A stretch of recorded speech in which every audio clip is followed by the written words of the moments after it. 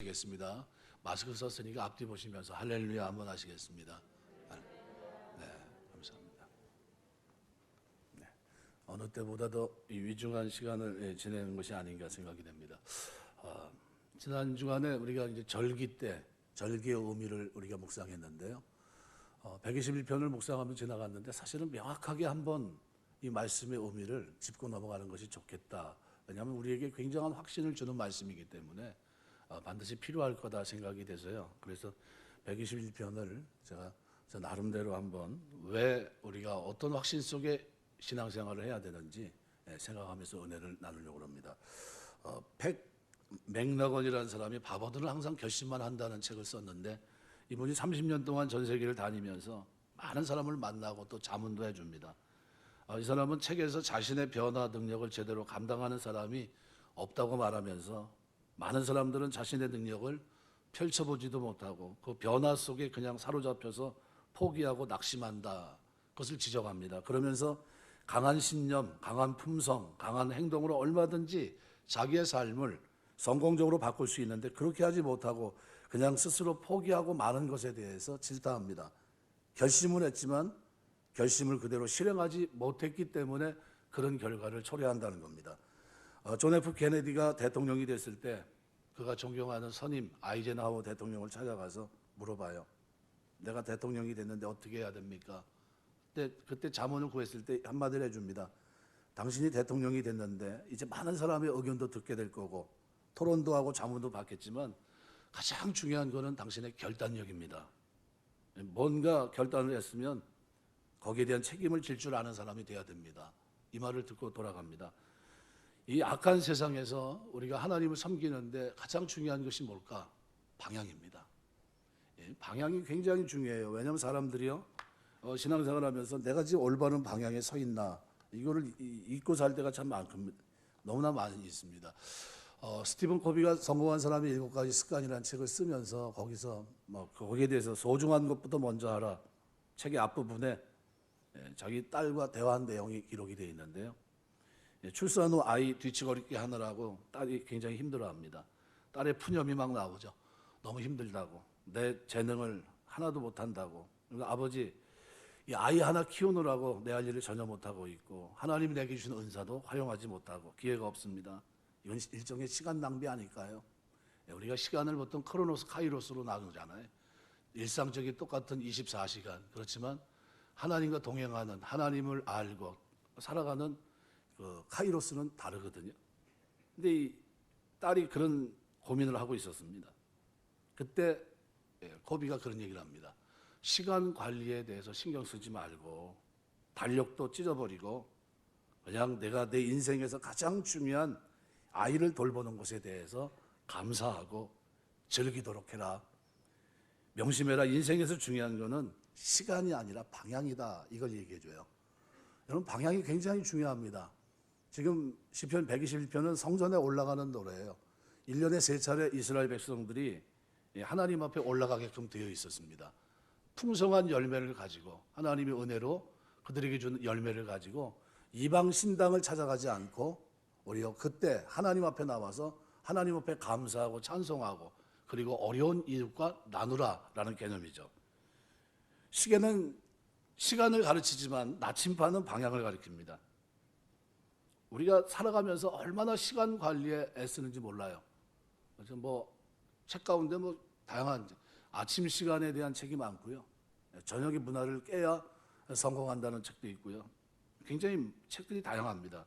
근데 그렇게 분주하게 살면서 실상은 시간 관리를 했지만 하나님이 원하는 방향과는 다른 방향일 수 있다는 겁니다. 그런데 이 땅에 오신 예수님은 말 그대로 여유로운 인생을 보낸 것 같아요. 근데 해야 할 사명을 다 감당하십니다. 시간 관리보다는 방향이 일정했기 때문에요. 하나님이 이 땅에 나를 보낸 목적, 내가 왜 이 땅에 왔는지, 그리고 무엇을 해야 되는지, 왜 십자가를 져야 되는지, 내 뜻보다 왜 하나님의 뜻이 앞세워야 되는지 여기에 대해서 분명한 입장을 갖고 계셨습니다. 그래서 우리에게 진짜 중요한 거는요. 방향입니다. 예수 믿기 전에는 방향이 없었지만 이제는 그리스도 안에서 말씀 안에서 하나님의 뜻이라고 하는 분명한 방향이 있고 그래서 이스라엘 백성들에게는 3차례 어디요? 하늘, 어떻게 보면 하나님이 정한 그곳. 여러분 800km를 가서 예배를 드리라면 예배 드리겠습니까? 우리 믿음의 선조들은, 저희 외할머니 같은 경우 그러더라고요. 교회가 없어서 새벽 기도하는데 심리를 갔다고 그러더라고요. 그래서 내가 그때 당시 뭐 자전거가 있겠습니까? 뭐가 있겠어요? 아무것도 없고 걸어서. 그러면서 거기다 한 걸음 뭐래냐면 그런 호랑이도 있었다고 그러면은, 호랑이 있는데 교회를 왜 가요? 내가 그래. 호랑이 있는데 호랑이 눈빛이 얼마나 어렁 소리 나고 그러면 그거 무서울 텐데 교회를 왜 가셨냐고 내가 이제 그랬더니 할머니가 우리는 어렸을 때 다 그렇게 다녔다는 거예요. 심리를 걸어서 새벽 기도도 하시고 이렇게 얘기합니다. 오늘 본문은 우리에게 방향의 중요성을 우리에게 말하면서요. 제일 먼저 우리가 하나님을 향해서 눈을 들어야 되는데요. 사람이 어떤 절망적인 상황을 만나지 않으면요, 하나님 절대 생각하지 않습니다. 그냥 자기 멋대로 살아가요. 자기 잘난 맛에 살고요. 그냥 그렇게 삽니다. 근데 위를 쳐다보게 되는 순간은 뭡니까? 사방이 꽉 막혔을 때예요. 야, 이게 인생이 여기서 끝나는구나. 예. 우리가 알고 있는 탤런트 가운데 최수종 같은 사람, 아주 유복한 가정에서 잘 성장하고 유학까지 가고 했던 친구인데 어느 날 어떻게 해요? 집이 사업하다가 아버지가 망하고 그것 때문에 이제 뭐 돌아가시게 되고, 그러면서 이제 그 인생이 이제 바뀌거든요. 그러면서 그가 하나님 앞에 돌아오기까지 얼마나 걸렸겠습니까? 많은 세월이 걸린 겁니다. 위를 쳐다보는 일이요, 그렇게 쉽지 않습니다. 근데 성경에 보면 그것이 얼마나 중요한지, 삼손 같은 경우는요, 태어날 때 나실인으로 태어납니다. 여러분 구약에서 나실인은 뭡니까? 하나님이 쓰려고 어려서부터 구별하신 거예요. 포도주와 독주를 마시게 못하고 머리를 손대지 말게 하고 거룩한 길을 걷게 한 겁니다. 죽음을 손대지 못하게 하고, 대단한 거 아닙니까? 그 자체가 거룩이에요. 근데 공교롭게도 이 거룩하게 태어난 그런 거룩한 길을 걷지 않아요. 그리고 하나님은 그를 세운 이 땅에 보낸 목적이 뭡니까? 그 강력한 군대를 갖고 있는 블레셋, 그들과의 싸움에서 가장 힘센 사람을 이 땅에 보내준 거예요. 삼손입니다. 문빗장을 뽑아서 어깨에 쥐고 가는 만한 힘이 있는 사람이 누가 있습니까? 삼손은 그만한 능력자예요. 말 그대로 용사입니다, 용사. 근데 그가 와가지고 방향이 어때요? 흐릿합니다. 하나님이 원하는 방향으로 가지 않고 원치 않는 방향으로 자꾸 가요. 근데 어떻게 됐습니까? 원치 않는 방향으로 쭉 가다가 눈 뽑히고, 그죠? 머리 다 밀리고, 힘 사라지고, 그죠? 짐승이 끄는 수레를 가지고 말 그대로 비참한 인생이 됩니다. 그가 언제 눈을 떴습니까? 언제 눈을 들어서 하나님을 쳐다봅니까? 절망적인 상황에서. 나는 이제 아무것도 할 수 없구나. 힘도 없고 수레에 매여 있고 이제 내가 아무것도 못하겠구나 하는 그때 비로소 머리털이 나는 그걸 보면서 소망을 가지고, 혹시 하나님이 내 죄를 용서하시고 나에게 한 번 더 기회를 주실까? 성령이 나에게 한 번 임하면 한 번 더 일을 할 수 있을 텐데. 그러면서 어떻게 해요? 회개하는 심정으로 어딜 쳐다봅니까? 위를 쳐다봐. 여호와 하나님을 쳐다봅니다. 그랬더니 하나님이 어떻게 해요? 그의 기도를 들어주시고 용서하시고 함께 죽는, 그래서 눈을 떴을 때 죽인 자들보다 눈을 감았지만 하나님을 바라보고 하나님 뜻 가운데 그 일을 향해서 기도하면서 나아갔던 그때 더 많은 사람을 죽입니다. 그 기둥을 무너뜨리면서 어마어마한 사람과 함께 죽지 않습니까? 하나님 원하는 방향에서 그 길을 걸어갑니다. 그래서 오늘 시편 121편은요, 그래서 우리 인생이 하나님 원하는 방향에 있어야 된다는 거예요. 여러분, 우리가 살아가면서 하나님 원하는 방향 속에 하나님의 뜻을 붙잡고 그 길을 걷는 걸음 속에 여러분이 있게 되시길 주의 이름으로 축원합니다. 늘 우리는 천국을 소망하며 살아갑니다. 그래서 오늘 120편 내가 산을 향해 눈을 들리라. 산은 시온산을 얘기하고 성전이 있는 시온산이지만 여기서 산은 뭘 빗대고 있습니까? 하나님이에요. 내가 하나님을 향해 눈을 들리라. 나의 도움이 어디서 올까? 나의 도움은 천지를 지으신 여호와에게서로다. 이 도움이 어디서 옵니까? 하나님께 온다는 겁니다. 그런데 그 하나님은 어떤 분입니까? 하나님을 정의하는데 하나님 어떤 분이에요? 천지를 창조하신 하나님. 근데 여호와는 뭡니까? 언약의 하나님이에요. 그러니까 지금 아브라함에게 내가 내 자손을 내가 복을 주겠다. 내가 너에게 보여준 이 땅에 너희 자손을 살게 할 거다. 그런데 그때는 너무 멀어요. 그래서 몇 년 후에 400년 후에 너희가 돌아올 거다 그랬거든요. 근데 그 언약을 누가 기억하시면 여호와 하나님이 모세에게 나타나서 그죠? 그를 보내서 그들을 애굽에 종됐던 그 자리에서 건져내십니다. 근데 그때 건져낼 때 무슨 능력으로요? 창조주 하나님 엘로힘 하나님의 능력으로 10가지 기이한 일을 통해 그들을 건져냈어요. 그리고 언약을 성취합니다. 내가 너로 하여금 믿음의 조상이 되고 내 후손으로 많은 사람들을 복을 받게 하겠다고 했는데 그걸 이루십니다. 여러분 출애굽 때 홍해를 갈라 바닷길을 내어 육지처럼 건너게 하십니다. 여러분 뒤에는 애굽의 군대 전차가 있고요. 요즘으로 말하면 뭘까요? 탱크가 뒤에는 밀려오고 있고요. 앞에는 뭡니까? 바다예요. 모세를 쳐 죽이려고 합니다. 네가 우리를 애굽에 그냥 놔두지 왜 우리를 끌어내서 여기서 바다에 수몰하게 하느냐. 그때 하나님 앞에 기도합니다. 그리고 하나님이 길을 열어주셨는데요. 아라비아 동풍이 불면서 어떻게 됩니까? 바닷길이 나요. 마치 창조주 하나님의 처음 시편에 보면 그 장면들이 나오는데 처음 창조할 때 하나님께서 어떻게 벽을 세운 것 같이 물로 벽을 세웁니다. 그리고 바닷길이 어떻게 해요? 마른 땅처럼 하나님 만드세요. 밤새 바람이 불게 하셔서. 그래가지고 그 마른 땅처럼 지나가게 하십니다. 누구? 창조주 하나님을 경험하게 하신 거예요. 그때만 그렇게 역사하셨습니까? 아니에요. 우리를 눈을 들을 때 도와줄 수 있는 그 하나님은 전능하신 분입니다. 전능하신 분.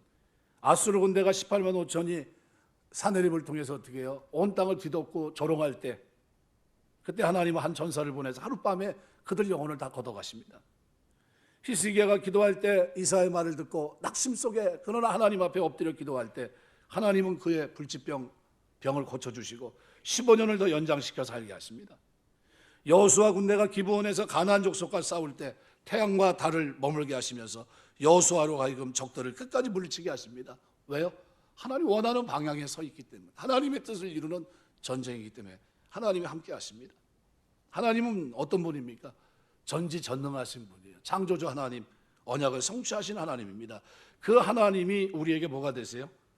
도움이 되신다는 거예요. 이 도움이란 말은 에즈라라는 말인데요. 군사 원조를 얘기합니다. 그래서 여기 1절이 끝나는 부분과 2절의 초입에 똑같은 얘기를 쓰고 있습니다. 내가 산을 향해 눈을 돌리라. 나의 도움이 어디서 올꼬? 자기 스스로 자문하는 겁니다. 나의 도움은 천지를 지으신 여호와의 질문과 대답을 해요. 나의 도움은 어디서 와요?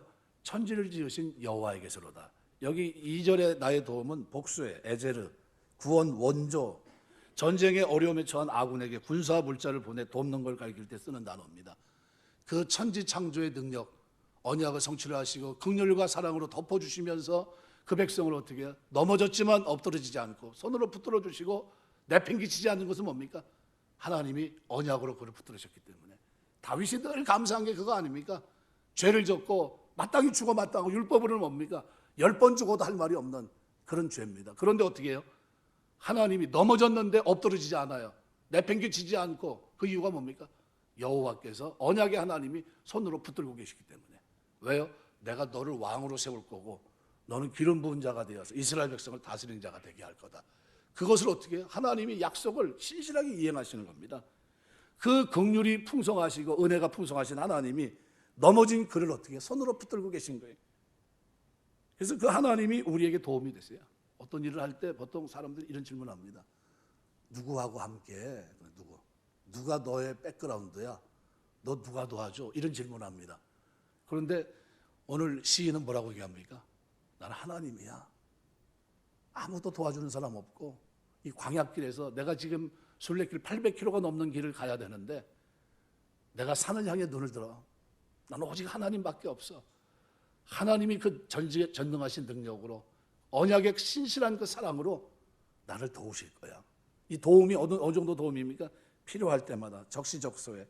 그래서 성경은 하나님의 도움을 의지하라고 말합니다. 시편 146편 3절 4절 보면 방백들을 의지하지 말며 도울임이 없는 인생도 의지하지 말지니 호흡이 끊어지면 흙으로 돌아가 당일의 도모가 소멸하리로다. 인생 의지하지 말라는 거예요. 하나님 의지하라는 겁니다. 여러분 우리가 하나님 의지하는 방향에 서 있게 되시길 주의 이름으로 축원합니다. 저는 하나님밖에 없습니다. 하나님이 도와주지 않으면 안 됩니다. 늘 저는 그렇게 기도해요. 하나님 제가 목사인 줄 알고요. 사람들이요. 저렇게 살이 쪘어도 어디 돌아가면 저 목사인 줄 압니다. 저한테 기도부터 간 사람도 많고요. 그리고 하나님 도와주셔야 됩니다. 저에게 능력이 없지 않습니까? 하나님이 공급하는 힘 외에는 아무것도 없습니다. 하나님이 도와주셔야 됩니다. 절박해요. 어떤 때는 위기가 왔다 갔다 하는 그런 기도를 부탁할 때는요, 더 하고요. 네, 그렇습니다. 여러분, 우리 똑같아요. 근데 놀랍게도 어떤 하나님이 천지를 창조한 하나님, 그죠? 언약을, 약속을 주신 그 하나님이 우리를 어떻게 해요? 도와주겠다는 거예요. 이거 뭐 우리가 이 길을 걸으면서 여러분 확신하시길 주 이름으로 축원합니다. 그 하나님 어떤 분입니까? 히브리서 13장 8절에 보면 어제 나오느니라 동일하신 하나님, 야고보 1장 10절에 보면 회전하는 그림자도 없는 신실하신 하나님입니다. 산과 같이 변함없는 하나님이 나의 도움이십니다. 천지를 창조하신 그 능력의 하나님이 나의 도움이 되세요. 그 여호와 하나님, 언약의 하나님, 사랑과 긍휼로 나를 덮어주신 그 하나님이 나의 하나님, 나의 도움이 되세요. 내가 죄를 졌는데 버리지 않고 손으로 붙들고 계세요. 회개하라고, 돌아오라고. 그래서 여러분 이상하죠? 어렸을 때 예수 믿다가 나중에 예수 믿는 사람들 많습니다. 어렸을 때 주일학교뿐이 안 다녔는데 나중에 돌아온 사람들이 있어요. 왜요? 하나님 붙들고 계신 거예요. 나는 아닌 것 같아도요, 하나님 붙들고 계신 겁니다. 나 이제 왔는데, 나 모르고 살았는데, 그런데도요 하나님이 그 영혼을 붙들고 계십니다. 사람들은요, 모든 사람이 다 똑같이 정교한 제트 엔진 같습니다. 이것과 비교할 수 없을 정도로 오묘한 게 사람이에요. 더군다나 우리는 누구예요? 하나님 형상대로 지음받았어요. 누가 만들었습니까? 창조주 하나님 만드신 겁니다. 그러면 누구 도움을 받아야 됩니까? 제트 엔진을 만든 사람한테 가서 도와달라고 그래야 어떻게 해요? 도움이 됩니다. 다른 사람 만져야 고장난 내고요, 부시기만 합니다. 우리 집사람 저한테 그럽니다. 뭘 맡기지는 않아요. 당신 손에만 가면 다 부서진대요. 감사하더라고. 아무것도 안 시키니 감사해요. 무거운 것만 들라고 자꾸 시켜요. 그거 외에는 특별히 쓸모가 별로 없다고. 그래서 밀고 다니고 이런 거는 제가 해요. 들고 다니고 그런 거. 근데 뭐 시키질 않아요. 왜? 만졌다 하면 부시거든요. 발로도 가만히 있질 않아요. 제가 신발을 한 달, 두 달을 신는 신이 거의 없어요. 가면서 돌을 차거든요. 요즘 걸어 다니는 않으니까 좀 다행이지. 걸어 다닐 때는 매일 저희 아버님 그럽니다. 야, 너는 어떻게 신발을 앞에가 구멍이 나냐? 가다가 이 돌을 잘못 차가지고 저 앞에 걷던 사람 때린 적도 있고요. 얼른 도망가고 또 그랬던 적이 많습니다. 제가. 참 하나님 은혜 아니고는 참 견딜 수가 없는 거죠. 시편 28편 7절에 보면 시인이 이렇게 말해요. 여호와는 나의 힘과 방패시니 내 마음이 저를 의지하여 도움을 얻었도다. 근데 그 하나님이, 그죠? 내가 방향을 일정하게 하고, 하나님 저 좀 추수했고요, 지금 맥주절입니다, 올라갑니다. 하나님 가고 오는 길 지켜주십시오.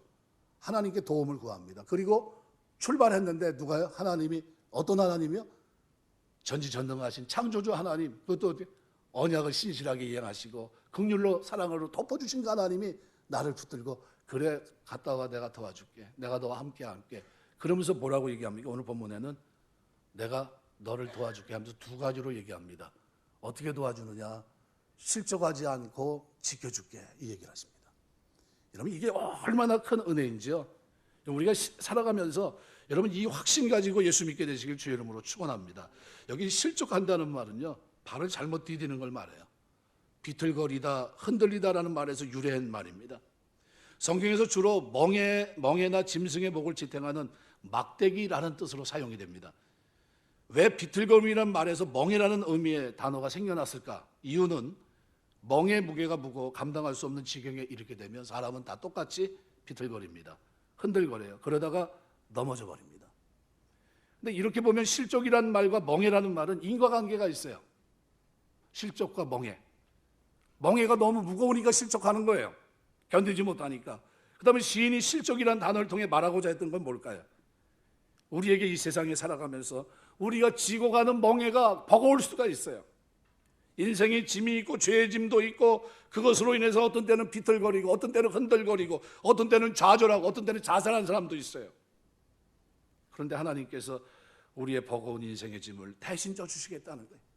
넘어지지 않게, 실족하지 않게 하시겠다는 겁니다. 우리가 실족하거나 넘어지지 않도록 보호해 주신다는 분명한 믿음의 고백을 오늘 시인이 하고 있는 거예요. 하나님이 나에게 어떤 도움이 되십니까? 실족하지 않도록 도움이 되신다는 거예요. 실족하지 않도록. 여러분 인생길 걷는 동안 하나님이 여러분이 기도할 때마다 여러분이 실족하지 않는 도움이 여러분에게 충만하게 넘치게 되시길 주의 이름으로 축원합니다. 이게 은혜예요. 그래서 시편 55편 22절 보면 내 짐을 여호와께 맡겨버리라. 너를 붙드시고 의인의 요동함을 영영히 허락지 아니하신다. 의인이 요동하는 걸 하나님 원하지 않으세요. 실족해서 넘어지는 걸 원하지 않으세요. 낙심하고 절망 가운데 살기를 원합니다. 원하지 않으세요. 항상 기도하고 낭망치 않기를 원하세요. 낙심하지 말라는 거예요. 실족하지 않도록 내가 어떻게 해요? 도와주겠다는 거예요. 여러분, 이 믿음을 가지고 우리가 신앙생활 해야 됩니다. 신앙생활 하나님은 우리를 실족하지 않게 하세요. 그래서 오늘 여기 본문에 람모트라는 실족하다는 이 단어는 3절과 4절이 구분이 되어 있습니다. 3절은 부정사를 보통 부정어를 쓸 때 히브리어 가운데 알이라는 단어가 있고 로라는 단어가 있어요. 더 강력한 건 로라는 단어입니다. 3절은 알이 들어갔고 좀 완곡한 편이라면 4절은 부정어 로가 들어갔어요. 거기다 미완료형이 들어가면 뭡니까? 영구적인 부정이에요. 영구적인 부정. 그런데 4절은요, 원어를 보면 앞절에 힘내라는 단어가 들어있어요. 보라라는 단어예요. 그러니까 3절과 4절은 확연한 구분이에요. 그래서 3절을 이렇게 보면 3절 여호와께서 너를 실족하지 않게 하시고 너를 지키는 이가 졸지 않는다. 이것도 감사한데 4절은 뭐래요? 보라! 이스라엘을 지키는 이는 나 하나 지키는데도 하나님은 졸지도 않고 주무지도 않지만 이스라엘 전체를 지키는데도 하나님 어떻게 보란 거예요. 졸지도 않고 주무시도 않는다. 영원토록 그런 일은 일어나지 않는다는 거예요. 이걸 강조한 겁니다.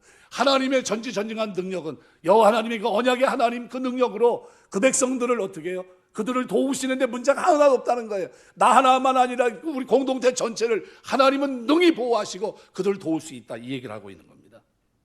고대 근동에서는요, 산마다 신이 있다고 생각했어요. 여러분 800km를 걸어간다고 생각해 보세요. 그럼 산이 한두 개입니까? 그럼 산마다 신이 있고 그래서 지역 신이 있다고 봤습니다. 그래서 이쪽 나라와 이쪽 나라가 싸워요. 신이 다릅니다. 싸워서 이기면 이 신이 이 나라까지 다스리는 거 봅니다. 그런데 여호와 하나님은 어떤 분이에요? 그런 분이 아니에요. 이들이 있기도 전에 창조주 하나님이십니다. 만드신 하나님, 유일한 하나님, 유일하게 그 하나님만 진짜 하나님이에요. 그러니까 그 하나님이 어떻게 하겠습니까? 문제 없다는 거예요. 어느 곳을 가든지 800km를 왔다 갔다 하는데도 출입을 지켜줄 뿐만 아니라 어떻게 해요? 개인과 그 길을 걷는, 믿음 안에서 그 길을 걷는 모두를 다 어떻게 완벽하게 도우시겠다는 거예요. 가능합니까? 우리 하나님 가능하다는 거예요. 바로 그 얘기를 4절에서 하고 있는 겁니다. 이스라엘 지키는 이는 졸지도 않고 주무시도 않는다. 고대 근동 사람들은 평상시 그들이 섬기는 신은 잠을 잔다고 생각합니다. 그래서 그들을 깨워야 되는데 깨우는 방법이 뭡니까? 바알과 아세라는요, 성전에서 미동, 그죠? 매흠 이런 걸 합니다. 그래서 어떻게 해요? 그걸 통해서 신을 깨울 수 있다 이렇게 생각합니다. 그런데 이 엘리야 시대에는요, 열왕기상 18장에 보면 바알을 섬기는데 바알이 뭡니까? 태양신이에요. 태양신이 가장 정점이 뭡니까? 12시, 그죠? 거기서 2시까지가 뭡니까? 가장 뜨거울 때 아닙니까? 근데 그때 장작을 올려놓고 번제를 올려놓고 어떻게 해요? 불로 응답하는 신이 참신이니까 너희가 먼저 해라 그랬어요. 그러면 불 붙을 확률이 높은 시간은 언제입니까? 12시서부터 2시. 그런데 그걸 보면서 어떻게 해요? 불이 붙질 않으니까 그런 일이 일어날 리가 없죠. 불로 응답할 리가. 그러니까 엘리야가 뭐라고 조롱합니까? 열왕기상 18장 27절에 보면 이렇게 얘기합니다. 정오에 이르러 엘리야가 그들을 조롱하여 이르되 큰 소리로 부르라. 그가 신인즉 묵상하고 있는지, 혹은 그가 잠깐 나갔는지, 혹은 그가 길을 행하는지, 혹은 그가 잠이 들어 깨워야 하는지 얘기합니다. 이거 조롱하는 거예요. 야, 큰 손으로 부르라. 이거 안 되니까 그 다음에 어떻게 합니까? 칼과 창으로 몸을 자해하기 시작합니다. 피를 흘려가면서 누굴 바알을 부르고 난리가 났어요. 근데 이 정오의 시간이 태양이 장렬하는 그 시간이 다 지나고 난 후, 그죠? 그 때약빛을 지나고 난 후에 엘리야가 말합니다. 제단에 물 차고 넘치게, 고랑에 물이 차고 넘치게 어떻게 해요? 갖다 부라고 합니다. 자, 그러면 저녁 시간이 돼가면서 가서 그냥 물을 갖다 부으면 불에 탈 확률이 있습니까? 없습니까? 젖은 나무가 불에 탈 확률이 있습니까? 고랑에 물이 흐르고 있으면 그게 탈 확률이 있어요? 없죠. 그런데 불로 응답하십니다. 이 뭡니까 이게? 하나님이 그렇게 도우신다는 거예요. 참신이 누구냐? 하나님이라는 거예요. 불로서 응답하는 그 신이 참신이다. 그러면서 어떻게 해요? 하나님의 함께 하시는 이 은혜를 나타냅니다. 당시 순례길을 걷는 사람들에게 있어서요, 하나님의 이 지키심, 보호하심, 그 하나님이 나에게 도움이 된다는 것은 어마어마한 축복입니다. 여러분, 저들은 신을 깨워야 되겠지만 우리 하나님은 어떤 분입니까? 우리 하나님은 졸지도 주무시지도 않는 영원히 깨어 계시는 분입니다. 그 하나님이 우리에게 도움이 되시고 그 하나님이 우리를 지키시는데 5절 6절에서는 심지어 이렇게 말합니다. 여호와께서 내 오른쪽에서 내 그늘이 되시나니 낮의 해가 너를 상하게 하지 않고 밤의 달도 너를 해하지 않는다. 여호와는 우리를 뭐예요? 지키시는 자라. 하나님이 지켜주시면서 그냥 보고만 계신 분이 아니라 어떻게 해요? 도와주시는 분이라는 거예요. 근데 어떻게 도우십니까? 그 능력으로, 그 언약으로 우리를 지켜주세요. 근데 오른쪽에 내 그늘이 되신다 그랬어요. 여기 그늘이 된다는 말은 사막길을 걷는 사람에게 오아시스를 만나는 것과 같은 얘기입니다. 휴식과 안식처. 광야길에서 햇볕을 피할 수 있는 그늘, 나그네들에게는 너무나 간절한 것이죠. 그죠? 물이 있고 나무가 있어서 그늘이 형성된 것. 근데 하나님이 나에게 뭐가 돼요? 우편의 그늘. 당신의 권능과 능력으로 그 백성들의 길을 함께하면서 보호하시고 오아시스 같이 그들을 순례길을 마칠 수 있도록 재충전의 은혜를 주시겠다는 거예요. 이 광야길에서 하나님이 그렇게 도와주겠다는 거예요. 심지어 낮의 해와 밤의 달로 묘사하고 있어요. 당시 순례자에게 닥치는 모든 어려움을 이걸로 표현한 겁니다. 낮의 해, 밤의 달. 낮의 해는 뜨거운 태양빛을 가리키고 있지만 밤의 달은 사막의 일교차에 의한 추위를 달빛에 비유한 것으로 보는 견해가 있습니다.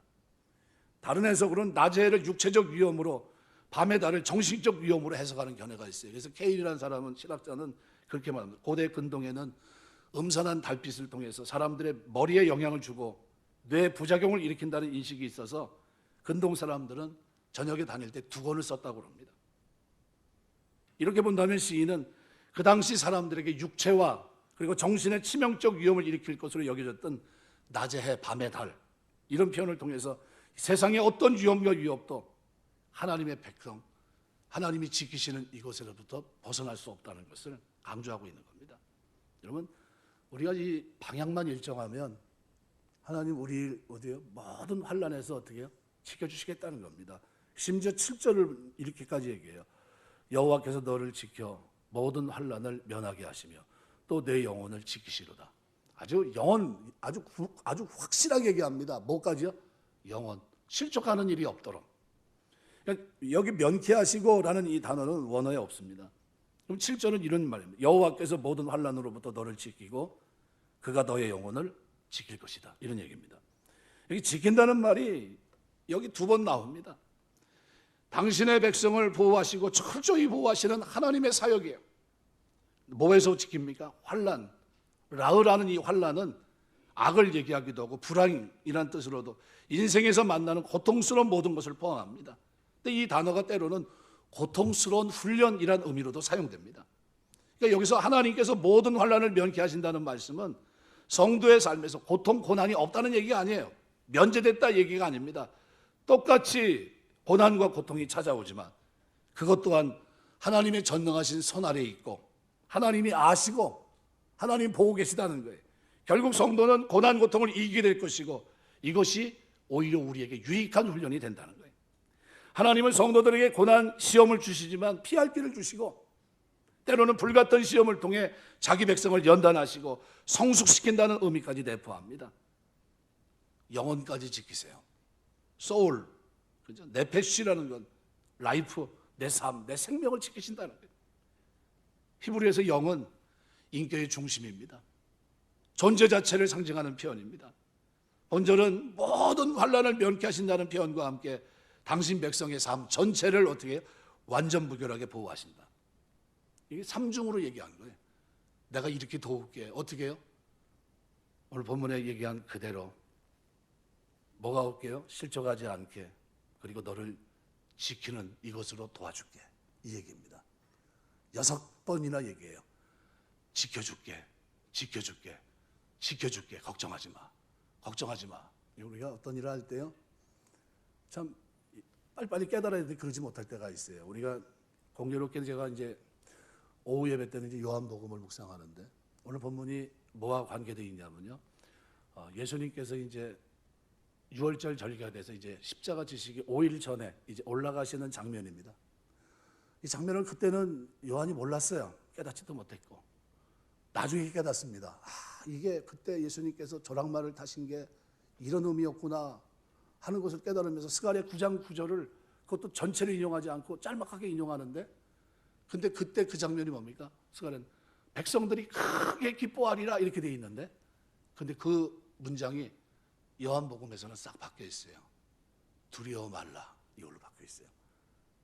깜짝 놀란, 왜 성경을 지 맘대로 왜 바꿨을까? 요한이 성령의 감동해서 그걸 왜 바꿨을까? 뭐예요? 하나님이 이 땅에 오신 그 사역 자체가 뭐예요? 우리에게 영원한 두려움을 걷어가기 위한 그런 십자가의 지심이었다는 것을 보여주기 위해서 두려워하지 말로라, 두려워 말라라는 이 기록을 거기다 쓱 집어넣고 있는 거예요. 깜짝 놀랐습니다. 제가 그 본문을 보면서 이야, 이게 하나님의 은혜가 엄청나구나. 이 뭡니까? 오늘 본문과 빗대어 보면 하나님이 지켜주시는 거예요. 그래서 이 8절을 보시면요, 하나님이 우리의 출입을 지켜주시는데 체데카 우보에카 이렇게 돼 있어요. 나가고 들어오는 걸 말합니다. 어떤 일을 시작할 때 출발한 거와 그 다음에 어떻게 모든 일을 마치고 돌아오는 걸 말해요. 체데카는 원형이 야차예요. 어떤 장소에서 밖으로 나가는 거고, 우보에카는 원형이 뽀입니다. 안으로 들어가는데, 문자 그대로는 나가고 들어오는 겁니다. 근데 이게 군사적으로 행정적인 움직임을 묘사할 때 쓰입니다.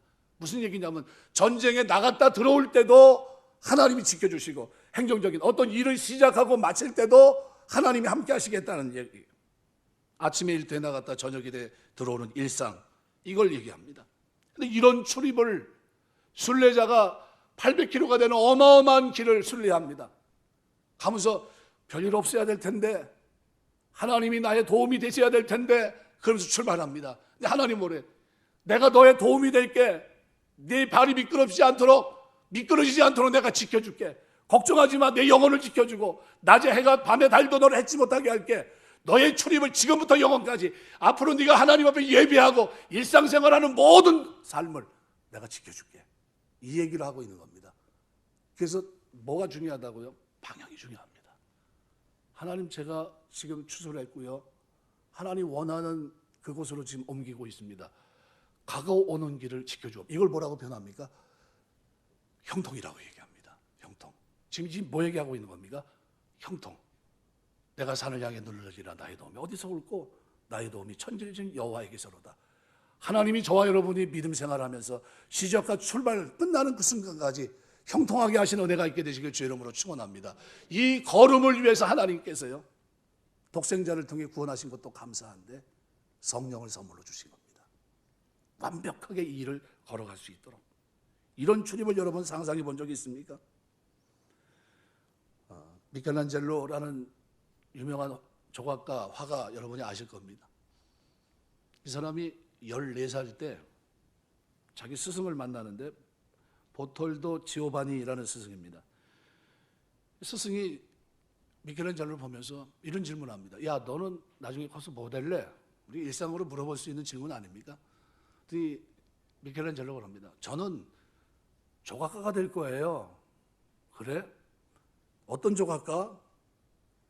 너 조각가가 되려면 어떻게 해야 되니? 이렇게 물어봤습니다. 공부도 열심히 할 거고요, 기술도 배울 거고요, 훈련도 열심히 받겠습니다. 그랬더니 선생님이 가만히 듣고 있다가, 진짜 너 조각가가 될 거야? 네. 너 나 따라와. 데리고 갔는데 어디로 데려가냐면 술집이 많은 곳으로 데려갑니다. 뒷골목으로 데려가서 술집에 들어갔는데 보니까 아름다운 작품들이 그 안에 많은 거예요. 진열되어 있습니다. 예술을 사랑했던 미켈란젤로가 그걸 보면서 너무 분통이 터져요. 이렇게 아름다운 작품들이 이런 술집에 놓여 있다니 하면서 아주 분함을 느낍니다. 데리고 나왔어요. 또 볼 곳이 있으니까 가자. 지오바니 선생님이 그가 데리고 간 곳은 성당이었어요.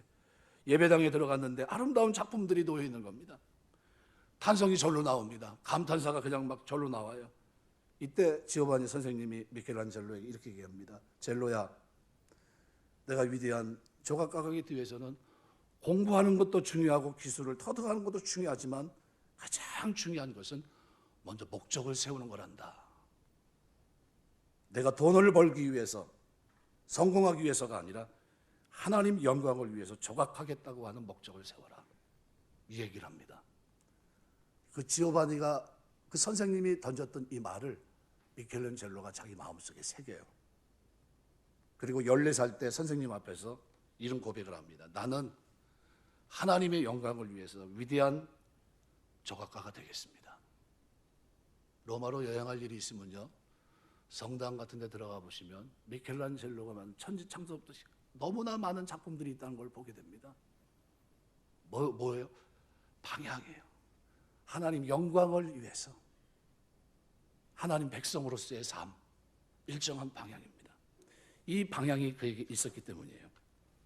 말씀 맺겠습니다. 경기도 천마산에 가면요, 박연폭포가 있어요. 폭포로 가는데 두 절벽이 있습니다. 절벽 간격이 1m인데 절벽 1m를 뛰어넘어야 아름다운 폭포를 볼 수 있는데, 많은 사람들이 1m밖에 안 되는 폭인데도 바위 사이를 뛰어넘지 못합니다. 평지에서 1m는 아이들도 쉽게 뛰는 그런 거리입니다. 왜 그러냐 하면 천길 만길 계곡이 밑에 내려다 보이니까 다리가 오금이 저려서 뛰질 못하는 거예요. 많은 사람들이 거기까지 왔다가 그냥 돌아갑니다. 그래서 그 바위를 결단의 바위라고 합니다. 결단의 바위. 밑을 내려다보지 못하고, 그죠? 밑을 내려다보면 못 뛰지만 상대 맞은편에 서 있는 바위를 보면 1m를 뛰어넘을 수 있습니다. 우리가 신앙생활을 하면서 자꾸 위를 쳐다봐야 돼요. 밑에 보면요, 오금 저리는 일이 많습니다. 나를 주저앉게 하는 일이 많고요, 하나님을 보지 못하고 기도하지 못하게 하는 일이 너무 많아요. 낙심천만해서 뒤돌아가게 만드는 일이 너무 많아요. 실패와 좌절이 너무 많고. 근데 위를 쳐다보면요, 어디서 생겼는지 모르지만 하나님의 능력이 우리에게 임합니다. 하나님이 도우실 줄 믿습니다. 하나님이요, 어떻게 도우신다고요? 그 천지 창조한 능력으로, 언약의 백성을 지키시는 사랑으로 우리를 붙드십니다. 내가 도와줄게. 그러면서 어떻게 해요? 실족하지 않게. 그 다음에 어떻게 해요? 영원토록, 영원까지, 출입을 영원토록 내가 지켜줄게. 1955년 미국의 오레곤주의 유게네라고 하는 작은 마을간에 영화가 상영된다는 이것 때문에 사람들이 모였는데, 그날 영화 상영의 내용은 한국 전쟁 고아에 관한 내용입니다. 그때 참석했던 노부부가 있었는데, 이 사람에겐 6명의 자식이 이미 있었습니다. 근데 한국 전쟁, 그 전쟁통의 그 불쌍한 고아를 보면서, 그걸 보고서 도저히 그게 머리에서 떠나질 않는 거예요. 안 되겠다 그래가지고 결심합니다. 이 아이들을 우리가 하나이라도 입양시켜서 도와주자. 부부가 결의합니다. 그리고 농토를 팔아서 한국에서 아이들을 입양해 오는데, 당시 법은 한 가정당 2명밖에는 입양을 할 수 없는 법입니다. 그래서 각계 호소를 합니다. 신문에 게재가 되고 알려지게 되면서 8명의 한국 전쟁 고아를 입양시킵니다. 가난한 농부가 자기 자식이 6명인데 8명의 한국 전쟁 고아를 입양하는 것, 쉬운 결정이 아니었을 겁니다. 8명의 아이를 입양에 길렀고, 이것이 계기가 돼서 이분이 살아있는 동안 1만 6천 명의 한국 고아를 입양시킵니다. 이 사람이 해리 홀트 씨 부부예요. 그분은 소천에 하셨지만 경기도에 어디 묘지가 있다고 알고 있습니다. 홀트 아동복지회, 여러분이 들어보셨을 겁니다. 이 사업은 오늘도 진행형입니다. 인간이 고아로 있는 사람들을 도와주려고 해서 그 뜻을 움직이고 올바른 방향에 있을 때 하나님이 도우셔서 그 평생의 시골 농부가 1만 6천 명의 사람들을 살려서 그들이 새로운 인생을 살 수 있도록 도와주셨다면, 하나님은 이 땅에 수많은 영혼을 살리기 위해서 자기 아들을 아끼지 않고 우리에게 내어주셨습니다. 십자가 지신 겁니다. 죽기까지 순종하시면서, 그리고 우리를 도와주겠다고 말합니다. 우리 영혼을 사망에서 생명으로 옮기고요, 그것만 해도 감사한데 하늘의 기업을 이룰 수 있는 하나님의 백성이 되게 있고요, 그것도 감사한데 하나님 오늘 살아가는 내내 어떻게 해요? 실족하지 않고 내가 너를 지키겠다고, 이걸로 내가 너 도와줄게 하면서 전능한 하나님이, 언약의 하나님이 우리에게 말씀하고 계십니다. 여러분, 살아가는 동안 하나님의 보호와 지키심, 여러분이 고백하게 되시길 주의 이름으로 축원합니다. 우리가 신앙생활하면서요, 하나님이 구원한 그 방향에만 서 있어도 우리 하나님 우리를 어떻게 인도하십니까? 그 능력으로 우리에게 에즈라 도움이 되십니다. 어느 정도 도움이 될까요? 홀터 아동복지 얘기한 대로 홀터 아동복지에서 그 인간이 가지고 있는 그 연약한 힘으로 살아가는 동안에 조그만 힘이 됐다고 한다면 우리 하나님은 우리 영혼을 영원토록 하나님 앞에 설 수 있도록 도와주세요. 그 하나님을 여러분이 믿고 있는 겁니다. 그 하나님을 의지하고 있고 그 하나님께 기도하고 있는 거예요. 우리 신앙생활을 하면서 좀 자신감 있게 사시길 주의 이름으로 축원합니다. 하나님의 도움을 구하면서 사는 동안에 하나님은 나에게 뭐예요? 나를 도우시는 분. 한번 따라서 하나님은 나를 돕는 자시다. 믿습니까? 이 믿음이 여러분에게 기도로 아름다운 삶 속에 나타나게 되시길 주의 이름으로 축원합니다. 기도하겠습니다.